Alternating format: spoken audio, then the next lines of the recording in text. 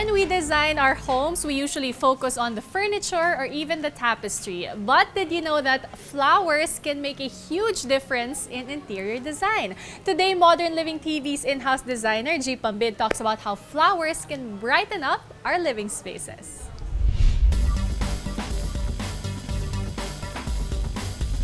Flowers play a major role in the interior design of a space. They automatically brighten and liven up the atmosphere of a given room. Entering a room filled with flowers generally make us feel good. And we have at one point wished that we have the skills to create our own floral centerpieces. This floral centerpiece looks very intimidating, right? But never fear. We have here Miss Sarah Salvador, the resident stylist of Texan Flowers, and she is also one of the style editors of Modern Living Home. Welcome, Sarah. Thank you so much for having me here. So, what's our first step? So first step is we would have floral foam, and I've cut it into the size so that it will fit just right into our vase. And I've also placed a clear plastic. You can use any kind of plastic here, so that if I put my mango beans inside, it won't be wet. What I do is I'm going to be using the red mango beans first for the bottom layer and just fill the entire vase. And we can just shake it so that Shake it's it a little bit. evenly distributed. Next are the yellow ones. So they're going to automatically make its own layer. And then the green ones. There. So there we have it. So this now, of course, creates our base. So the fun part begins. We're going to be using the flowers. I'm going to be starting with this, the maroon shade. How long should the flower stems be? If you want the height of your flower arrangement to be, for example, a specific height, like 3 inches high, a good tip is you mark it with a flower so that you don't go higher than this one. Put it on the side so that I know that this is going to be how wide the flowers are going to be. This now marks the diameter Yes. of the whole centerpiece. What I'm going to do is I'm going to bring in the sunflowers, which is the star of our arrangement.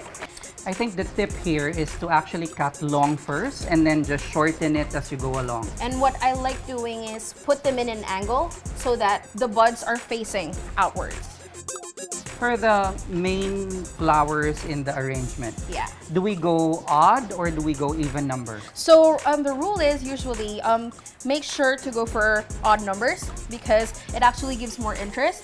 Okay, so when do we start adding the foliage? So actually for this arrangement, I added the foliages last because I just wanted it to be an accent. But most arrangements, you can always start with the foliage, especially, you know, if you don't have, if you have a budget to stick to and you only have a certain amount of budget to buy flowers, you can buy more foliages and then just add the flowers at last, and you can still get a very beautiful arrangement. So the foliage basically now acts as a filler in our flower arrangement. So right now, I'm gonna be bringing in a second color for the mums. These are beautiful two-tone chrysanthemums. It has a beautiful green bud inside, and I think it also adds to the variety of the arrangement itself. So what I do with these mums is I bunch them together. So when I put them in, I bunch in 3 because it adds more detail. So when they build up, it looks like it's beautiful patches of groups of colored mums. I'm gonna be using the burnt yellows. What about in terms of the proportion of the different kinds? Do they have to be like equally proportioned? Yeah. Same amount of burnt yellows, Yeah. same amount of red? I put in an equal proportion of the colors on each side so that, for example, you use this as a centerpiece, the person sitting in this side could see the same amount of flowers on this side. So Okay. they get to see the different So we types just of have to flowers like used. move them around and then distribute them evenly around the centerpiece. Yes. So from time to time, you have to check whether you're distributing the flowers evenly, and then you can actually move your centerpiece around so that you will see if there's enough flowers on all sides. So we have the red, we have the two-tone, and we have the yellow. 3 So basically, colors. they surround the sunflowers. Yeah. The reason why I didn't bring in very bright yellow chrysanthemums are because I didn't want to overpower the color of the sunflower. So as you can see, we're actually starting to shape up, and it also helps to just bring it to eye level and see. So I'm still lacking a little bit here. Around on this side Yeah. as well. And on the edge and this side. Now, what we're working with now is actually a color scheme of reds, yellows, and oranges. But you can just like use your imagination and then create other color combinations, because this is practically useful for whatever kind of flower you like, just as long as you have, again, a working color scheme and a color palette, and then just go wild with your imagination. I'll be bringing in the beautiful berries that we have, inserting it in between each stems of chrysanthemums.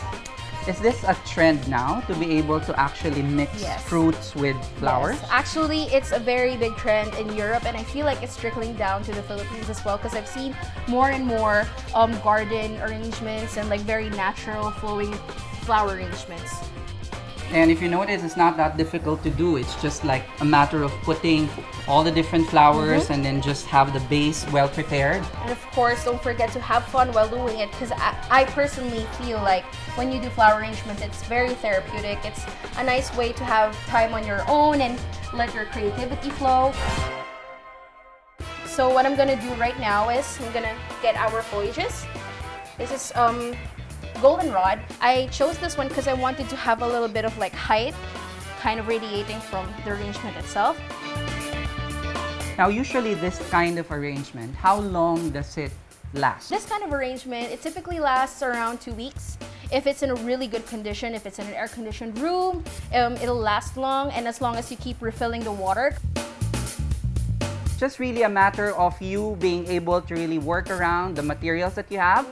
The most part is it's really fun to do. So I really encourage everyone to actually pick up your cutters, like get some blooms from your local flower shop and just get started. It's really fun. It's not that hard. So we're done. We're done. We are. So, let's look at what I'd like to say we created, but of course it's all Sarah.